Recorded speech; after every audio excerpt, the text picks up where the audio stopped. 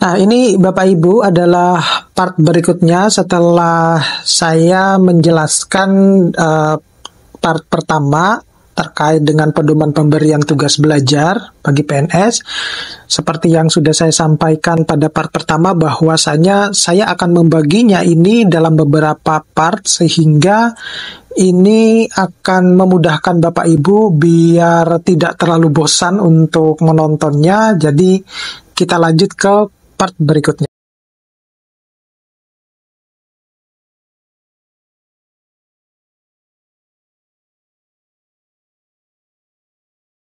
Oke, Assalamualaikum warahmatullahi wabarakatuh. Bapak Ibu, kembali lagi dengan saya di channel saya. Jangan lupa terus dukung channel ini biar terus berkembang dengan cara mengklik tombol subscribe, like, share, dan komen. Biasakan juga untuk menonton video-video saya dan menonton video saya secara full ya, dan juga menyalakan tombol loncengnya biar nanti di setiap update dari video saya itu Bapak Ibu nanti mungkin akan mendapatkan notifikasinya. Kali ini saya mau sedikit sharing terkait dengan apa yang pernah saya janjikan ya, sampaikan bahwa nanti ke depannya saya itu akan membahas terkait dengan pedoman pembelajaran tugas belajar bagi PNS dan juga mungkin bukan hanya PNS ya, teman-teman dosen juga yang di swasta yang terkait dengan artinya yang di bawah naungan Kemendikbudristek. Kemudian pembiayaan tugas belajar yang kedua itu dibiayai oleh kementerian yang paling sedikit untuk satu biaya perjalanan pulang pergi tentunya. Itu kalau itu sudah pasti ya. Mereka akan mendapatkan satu kali pulang pergi, kemudian biaya alat pelajaran baik itu buku ataupun referensi yang lain. Kemudian ada biaya kuliah, ujian, penelitian, kemudian ada seminar maupun studi tour yang wajib. Kemudian ada biaya asuransi kesehatan untuk tugas belajar luar negeri, serta komponen pembiayaan yang tercantum dalam surat penjaminan pembiayaan. Nah, jangka waktu untuk tempat dan pelaksanaan tugas belajar, jadi di sini ada 7 poin yang harus kita perhatikan.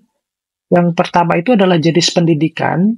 Tentunya kalau yang tugas belajar itu adalah yang ada yang akademik mulai dari S1 sampai S3 maupun yang vokasi ya. Kemudian ada yang profesi, itu semuanya tergantung dari kebutuhan saudara maunya tugas belajarnya yang seperti apa ini. Gitu, apakah mau yang S1, S2 atau S3 gitu atau yang profesi gitu. Kemudian tugas belajar yang dilaksanakan dengan pembebasan dari tugas jabatan dengan menimbang kebutuhan organisasi dan kemampuan pegawai pelajar tersebut. Tuh dia, kita melihat nih kemampuannya seperti apa gitu. Kemudian kebutuhannya seperti apa. Karena beberapa nanti akan saya jelaskan di pengecualian ya, di bagian pengecualian. Kenapa demikian? Karena ada case itu dia belum katakanlah baru 1 tahun atau kurang dari 1 tahun dia menjadi PNS, tetapi dia sudah tugas belajar. Nah itu bisa di pengecualian dia tidak bisa mendapatkan punishment gitu ya, karena mungkin karena kebutuhan organisasi di kampusnya. Mungkin saja di kampusnya itu membutuhkan harus ada dosen yang S3 misalnya semacam itu, sehingga yang bersangkutan itu ya udah diberangkatkan. Ya mungkin karena yang lain itu adalah mungkin sudah sepuh ya, sudah tua, sehingga untuk melihat kemampuan di dalam proses studi itu tidak memungkinkan lagi gitu, sehingga ya udah yang muda-muda yang dikirim semacam itu. Kemudian jangka waktu tugas belajar itu sesuai dengan batas waktu normatif prodi termasuk pelaksanaan cuti akademik. Dan yang berikutnya itu adalah tugas belajar dapat diperpanjang paling lama 2 semester atau dalam hal ini adalah 1 tahun ya. Jadi karena memang rata-rata beasiswa kita itu kan 3 tahun ya. Nah setelah 3 tahun kalau belum lulus ya udah nanti kita mengajukan yang namanya perpanjangan. Itu sudah aturan lama semacam itu. Kemudian kalau misalnya itu ternyata lebih dari itu maka sisanya adalah sudah dibebankan kepada biaya yang mandiri. Nah, yang kelima itu adalah pegawai pelajar tidak dapat menyelesaikan tugas belajar setelah diberi perpanjangan, maka status tugas belajarnya dicabut. Ya, Bapak Ibu, diperhatikan betul-betul.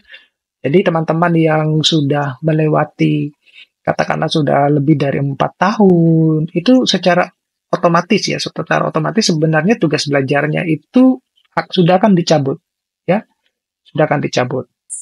Kemudian tugas belajar dapat diselenggarakan di PTN atau perguruan tinggi kementerian, lembaga atau perguruan tinggi swasta dengan akreditasi minimal B, ya, khusus untuk program perguruan tinggi maupun dan prodi. Kemudian yang tubel, yang nomor 7 itu juga dapat diselenggarakan di perguruan tinggi luar negeri yang telah diakui oleh kementerian.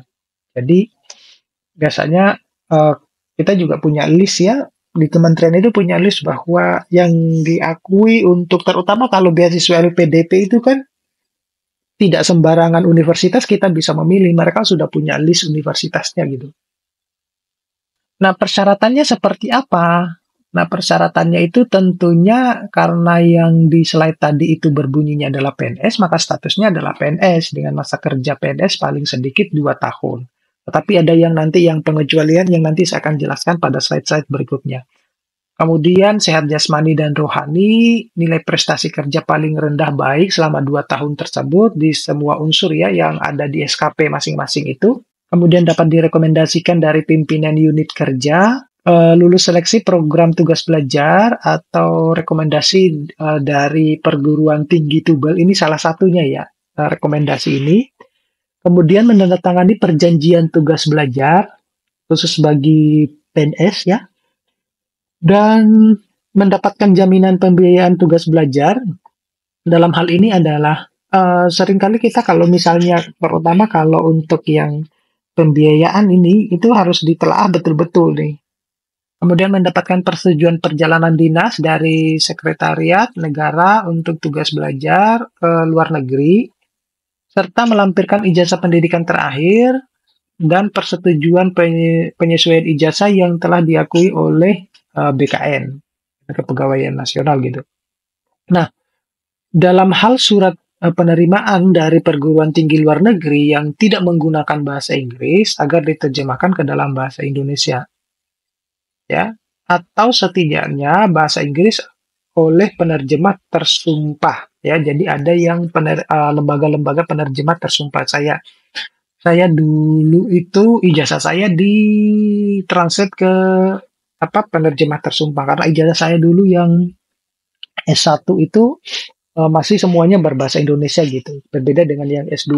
Nah, kemudian persyaratan yang lain itu tidak sedang ya.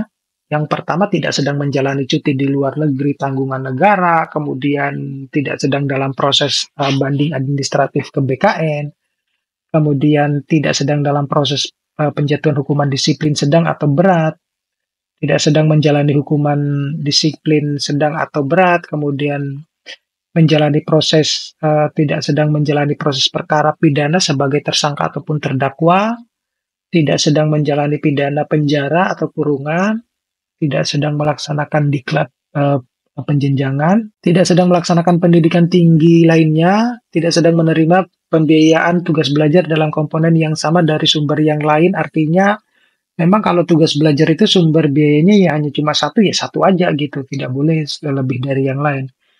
Kemudian persyaratan yang lainnya itu adalah tidak pernah menjalani sanksi hukum disiplin tingkat sedang ataupun tingkat berat, tidak pernah gagal dan atau diberhentikan dalam tugas belajar sebelumnya, dan memenuhi kriteria lain yang ditetapkan oleh Sekretariat. Nah, ini yang dimaksud dari pengecualian tadi. Jadi, seseorang itu bisa saja dikirim untuk sekolah dengan alasan-alasan tertentu ya, bukan alasan sebenarnya, karena memang kebutuhan. Contohnya misalnya, syarat calon pegawai pelajar berstatus PNS, masa kerja paling sedikit 2 tahun, katakanlah baru 1 tahun gitu ya, dapat dikecualikan bagi PNS yang memiliki masa kerja kurang dari 2 tahun sejak diangkat sebagai PNS bila ada kebutuhan mendesak. Ya, catatan, bila ada kebutuhan mendesak itu seperti apa?